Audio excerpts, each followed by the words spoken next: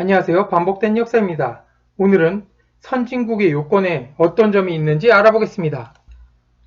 세계 모든 국가들은 잘 사는 선진국이 되길 원하죠. 이미 선진국이 된 나라들조차 더욱더 잘 살고 선진화된 국가를 건설하길 바라죠. 그럼 선진국의 기준은 무엇이며 어떤 조건을 가져야 선진국이 될까요? 그런데 딱히 어떤 수치로 된 선진국의 요건은 명확하지 않죠. 보편적으로 선진국가를 분류할 때 기준으로 쓰는 1인당 GDP를 그 객관적 근거로 쓰게 되죠. 세계은행 기준 고소득 국가의 기준은 12,500불이죠. 일단 이 기준을 넣으면 선진국으로 보기 시작하죠. 그러면 12,500불만 넣으면 선진국일까요?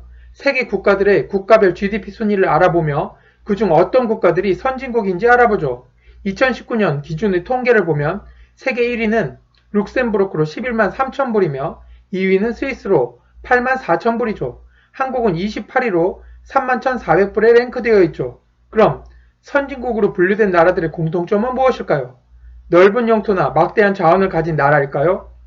자원 부국들을 살펴보면 한국보다 높은 1인당 GDP 순위를 가진 국가 중 자원의 수출이 절대적 비중을 차지해 높은 소득을 이루는 국가는 노르웨이, 카타르, 호주, 아랍에미리트, 바하마, 푸에르토리코뿐입니다. 그것도 인구는 적고 땅이 방대한 호주와 북해 유전의 혜택을 보고 있는 노르웨이를 제외하면 나머지 국가는 고소득 국가이지 선진국으로 분류되진 않죠.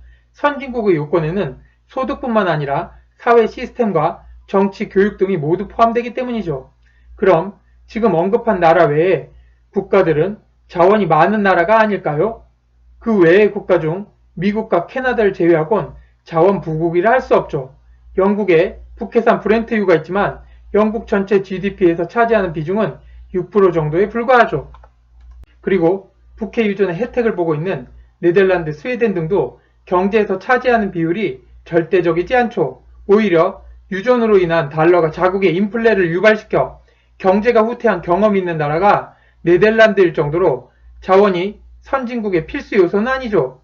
독일이 화학과 기술을 발전시킨 것은 부족한 자원을 수입하지 않고 스스로 만들려는 노력의 결과물이었고, 한반도 크기의 영국은 산업혁명을 일으켜 세계 제1의 패권국으로 등극했었죠.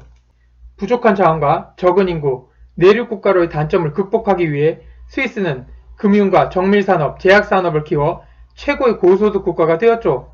네덜란드, 벨기에는 유럽의 중앙부에 있는 지리적 이점을 이용해 중개무역의 거점으로 국부를 창출했으며, 스웨덴은 볼보, 사브, 아스트라제네카 등 유수의 대기업을 만들어내며 국부를 창출해 선진국이 되었죠.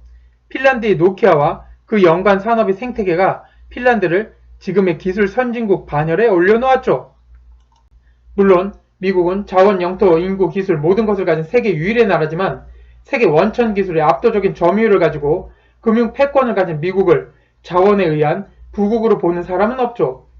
자원은 그 나라가 좀 더 부유하게 만드는 것을 거둘 뿐 자원 자체가 그 나라를 선진국으로 만들어주진 않죠. 그럼 자원이 많지만 선진국이 아닌 나라를 살펴보죠. 그 대표적인 나라가 러시아죠. 막대한 석유와 천연가스는 러시아의 절대적 수출 점유율을 차지하고 세수의 절대적인 수입원이죠. 또한 엄청난 광물 또한 보유한 나라인 러시아는 심지어 수많은 군사기술, 우주과학기술까지 가진 기술 강국이죠. 그들이 부족한 건 민간인들이 향유하는 실용기술이죠. 그럼에도 2009년 1만 불이던 1인당 GDP는 2019년도 큰 차이가 없었으며 최근의 유가 폭락으로 2020년 GDP는 1만 불 이하로 폭락할 거라 예상되죠. 엄청난 영토와 자원, 2억이 훨씬 넘는 인구를 가진 브라질 또한 자원산업에 의존한 나머지 2009년 1만 불이던 GDP는 2019년 9천 불 이하로 떨어졌죠. 그 외에 남미의 자원 부국들 또한 최저소득국으로 전전하고 있으며 아프리카의 국가들 또한 마찬가지죠.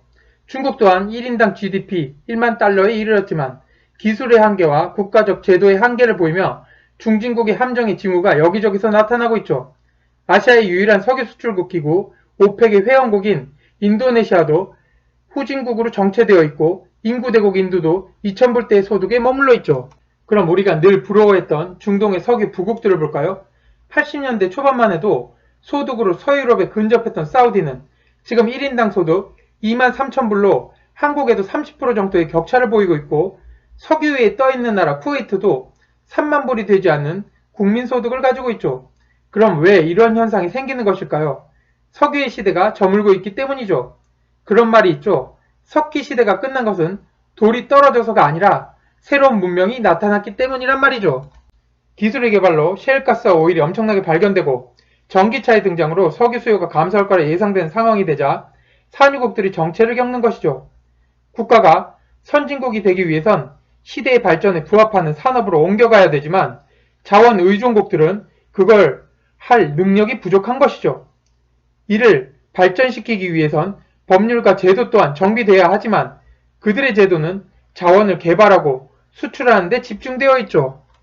전혀 새로운 세상에 오는 4차 산업혁명의 시대에 기술이 곧 돈이며 가치이고 보다 우수한 제품을 만들며 새로운 가치 상품을 만드는 나라가 부유하게 되며 이를 따라오지 못하는 나라는 점점 더 도태돼 후진국으로 몰락하는 시대가 다가오고 있죠. 자원이 많으면 그걸 더 많이 개발하고 생산하면 되지 않느냐 말하는 사람들이 있지만 그건 현실적이지 않죠. 철강석 1톤 가격이 2020년 칭따오왕 선적 기준으로 100불 내외를 기록하죠. 헌데 비메모리 반도체 칩 수십 그램짜리 하나의 가격이 100불에 넘나드는 것이 허다하죠. 천연자원은 제품 생산이 최초 단계이기 때문에 최고 단계의 제품의 가격을 절대 넘어서지 못하죠. 그래서 싸게 원유를 수출하고 정유시설이 없어 비싼 석유를 수입한 나라는 못 사는 것이죠. 이처럼 자원이 부족한 나라들이 더 잘 사는 경우가 많은 것은 자원의 부족함을 인적 자원과 기술로 채우려 했고 그 과정에서 혁신과 고부가가치 산업 생산이 일어났기 때문이죠. 일본과 한국의 공통점은 자원이 부족하다는 것이지만 아시아에서 유일하게 고도 산업을 모두 가진 국가가 된 것은 기술이 곧 고부가가치 자원이란 것을 입증한 것입니다. 부족한 것이 너무 많은 한국, 그러나 우리에겐 지적 수준이 우수한 보석 같은 인재들이 많고 고부가가치 첨단 산업을 이끄는 기업들이 많으며 불가능을 가능으로 만든 경험 또한 우린 가지고 있죠. 이 모든 경험과 가지고 있는 제도, 기술을 활용해 새로운 4차 산업혁명의 시대에 주도적 국가가 되길 희망해 봅니다. 감사합니다. 반복된 역사였습니다. 알람 설정과 구독, 좋아요는 영상 제작에 큰 힘이 됩니다.